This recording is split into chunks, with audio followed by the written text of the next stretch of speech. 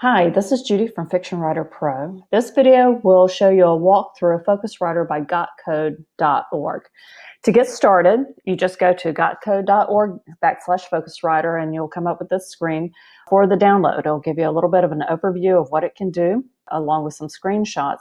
And then over here, you would just pick your operating system for your computer and click download. You might want to note that there is a tip with download. You can just use the carots there to decide what level of giving you want to give. And then once you download, go through the install and you're ready to get started.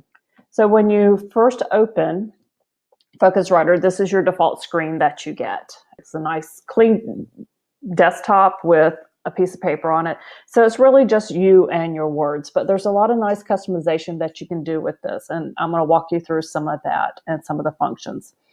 So first off, we're going to go to the preferences, which is a great place to start with any new program to get to know some of the high-level features and be able to set what you want to work with. We have our general preferences that go through things like fonts and how you're going to treat your quotes, scene dividers, which can be customized here. You have double hashtags, and we'll come back to that in just a moment. And you can also decide where you want your scroll bar and your menu bar to hang out while you're writing.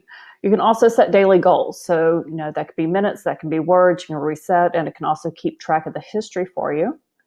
And it'll also keep up with your statistics on your project, your word count, your page count, your character count. So you can gauge your pacing to your story, or if you have a limitation for a blog post or for a short story that you're going to enter into a contest or a periodical, then you can keep track of that rather easily.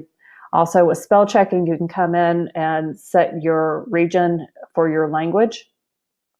And although most people watching this are probably looking for this to be set to English, there are many, many different versions of English out there, from American English to Australian to British Canadian. So you want to make sure you have that set correctly, because it will affect how things are spelled and what it's going to correct in your spelling. And then you can customize your toolbar, which is nice. It has some that come up here by default already, but you can add in a few more if that is going to be something that you need to access often, so you're not having to go and find it through the menus. And then you can also customize shortcuts. But when you go up to your menu, this is what's come into that toolbar by default, and it's pretty simple stuff. A new session, and you just sort of toggle over things, and I'll show you where you can do files, cancel. Let's come back up here. And if you go too far, it gives you the other menu. Okay, so you get your step back to undo, then the redo, your cut and your paste, and on all of that. This little feature here is themes. I'm going to come back to that in just a moment. I'm going to take you up to the high level menu with FocusWriter. And it's pretty straightforward of what you would get with any word processing program for new and open and save, pasting and formatting features. You can get into your tools. You can also get back into your timer from here and your daily progress. And then you can come into settings, and that's where you have themes here. The theme from this setting is also the same as the theme that you get when you click the little artist palette right here. And that brings up this menu. And so you're not limited to just the wooden desktop with a piece of paper. You have a couple of different things that you can work with. So let's go in here. I'm going to change that background. Let me close this for a minute, and I'm going to just start typing. Let's do chapter 1 and this, and I'm going to just take a shortcut. I'm going to double tap. So now I can add a little copy just by using dictation, and we're going to come down and hit return a few times, and I'm going to write chapter. Do the double hash marks that we saw earlier in the menu, and to chapter 2.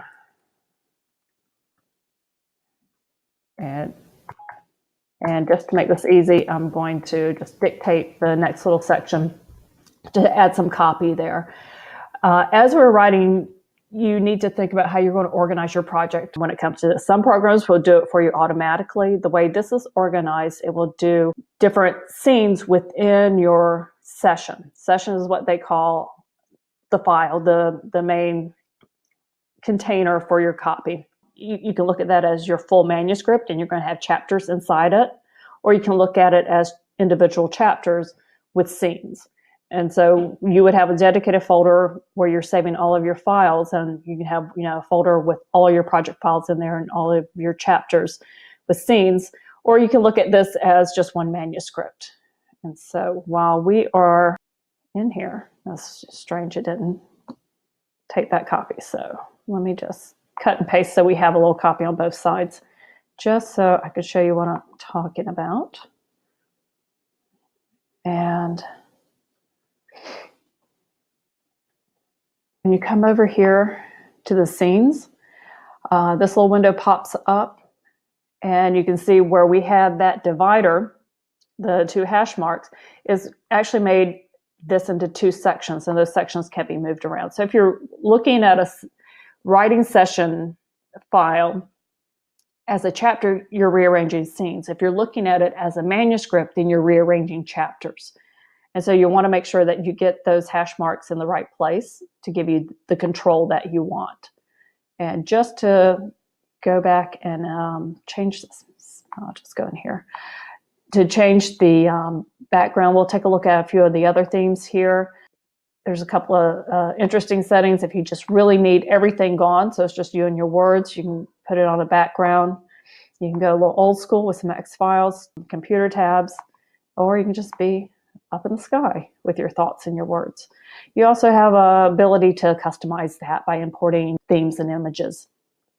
So for the moment, I'm going to go back to this because it's just pretty easy to read as far as being legible.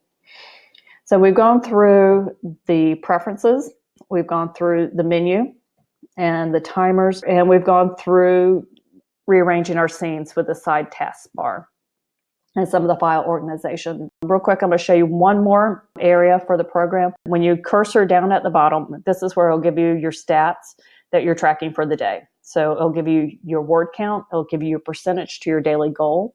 If you have more than one session open at a time, it'll put it down at the bottom here. And so you can actually go from one session to the other. So if one is your plot outline, or it's a character description that you need to reference back to, or a piece of research, you can have that and go back and forth. I don't believe that there is a way to have the 2 windows open at the same time, so you can have your reference material on screen at the same time as your copy that you're working on. That would be a nice feature. You can always just open it up as a separate document within Word or a text file outside of FocusWriter. But it does give you the ability to have multiple documents open. So if you're organizing from a manuscript to chapter to scenes coming down, then perhaps this is chapter 1 and this is chapter 2 and 3 and 4. And so you can kind of skip around that way. Also at the bottom, if you click this, I'm going to click it right now because it'll take our window away. But you can use this to turn your timers on and off and set the time limitations on that.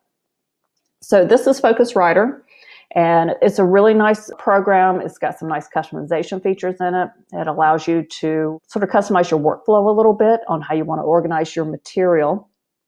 And it's free. You just go to gotcode.org/FocusWriter, and you can download for free and start working on it today. This is on a Mac, but as you can see from the main screen, it fits Linux and PC as well. So thanks for watching the video tour of FocusWriter.